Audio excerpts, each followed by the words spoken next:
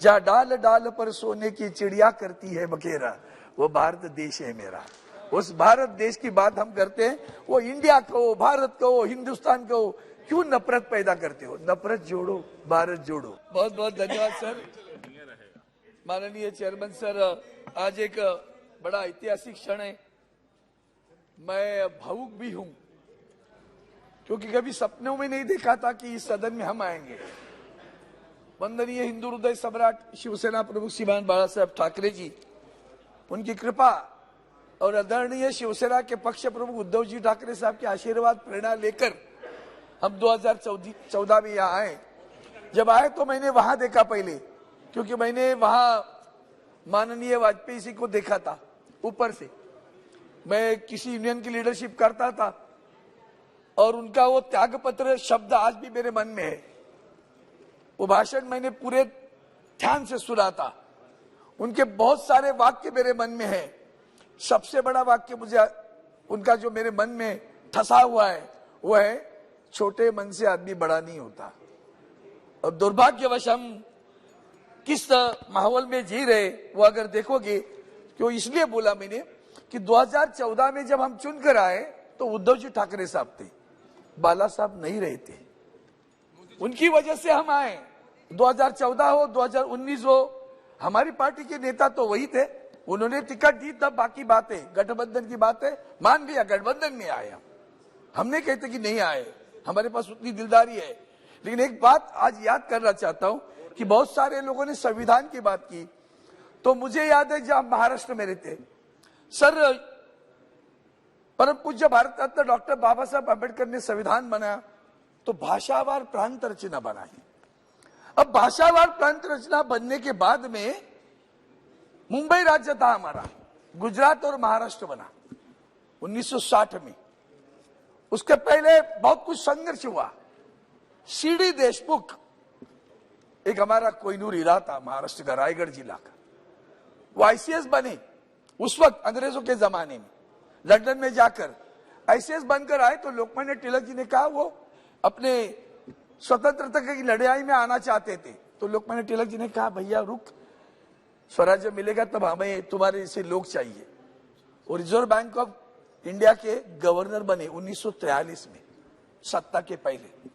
और जब सरकार आई, स्वराज्य बना, तो पंडित नेहरू जी ने उनको फाइनेंस मिनिस्टर बनाया। अब ये थोड़ी घटना क्यों पीछे जाकर कह रहा हूं कि पंडित नेहरू जी ने जब बनाने के बाद में 56 तक वो रहे, उस वक्त हमारी संयुक्त महाराष्ट्र की लड़ाई शुरू हुई थी।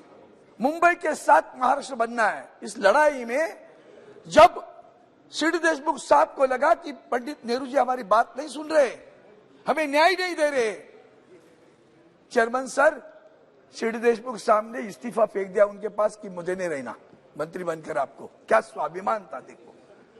और सबसे बड़ी बात पंडित नेहरू जी की भी सुनो, वो इस्तीफा देकर गए, मुंबई के साथ संयुक्त महाराष्ट्र बना, 106 लोग प्राणों ने अपनी आहुति दे दी।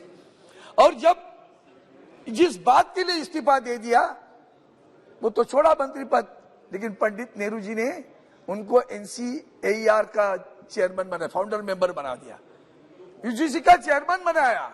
आज अगर कोई इस तरह का अपना विचार प्रकट करे और कहे कि मैं इस्तीफा दे रहा हूं, मुझे न्याय नहीं मिल रहा है, तो क्या प्रतिक्रिया आएगी उतना ध्यान में रखना है।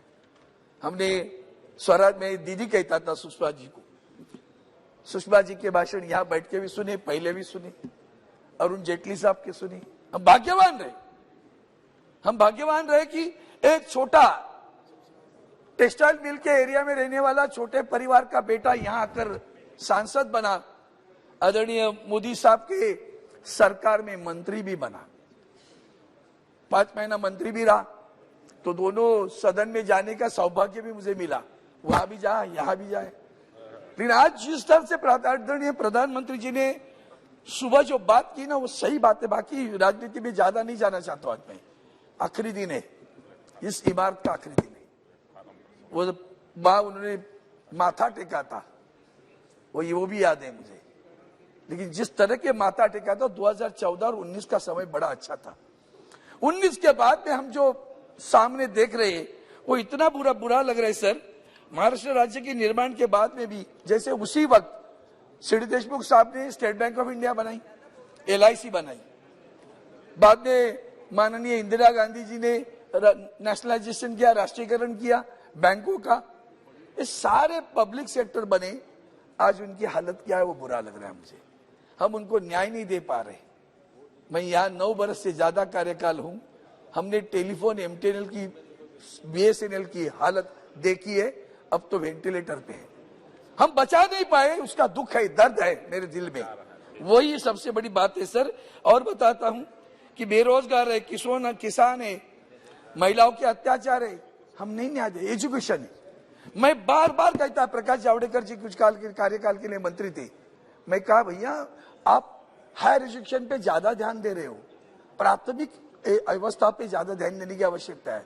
वहां डिस्पैरिटी है, वहां डिस्क्रिमिनेशन है सर, सिलेबस की वजह से डिस्क्रिमिनेशन है।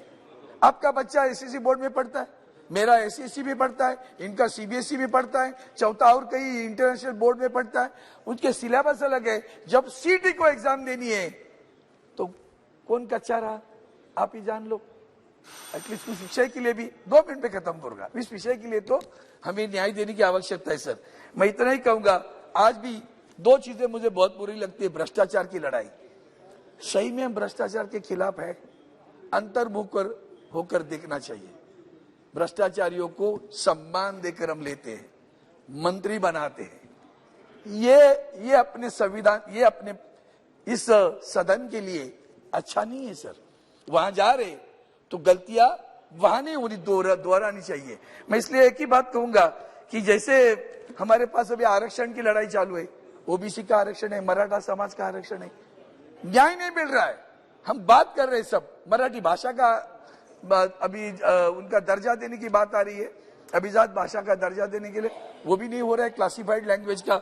और आखिर में इतना ही कहूंगा, अभी हम जब भी बात करते हैं तो इतिहास की बात ज्यादा करते रहते, इन्होंने ये किया, उन्होंने वो किया, कभी तो छोड़ो, क्योंकि नहीं छोड़ो ना, आगे जाना है ना। हम चंद्रमा पे गए हैं, तो बस 2 पंक्तियां कहूंगा, जहां डाल डाल पर सोने की चिड़िया करती है बखेरा, वो भारत देश है मेरा। उस भारत देश की बात हम करते हैं, वो इंडिया को, भारत को, हिंदुस्तान को क्यों नफरत पैदा करते हो? नफरत जोड़ो, भारत जोड़ो। और इसलिए मैं इतना ही कहूंगा सभापति महोदय कि जहां छोड़ो कल की बातें, कल की बात पुरानी, नए द्वार पर उधर जा रहे, नए द्वार पर लिख देते हैं मिलकर नई कहानी, हम हिंदुस्तानी, हम हिंदुस्तानी, हम हिंदुस्तानी। श्रीमती नवनीत राणा।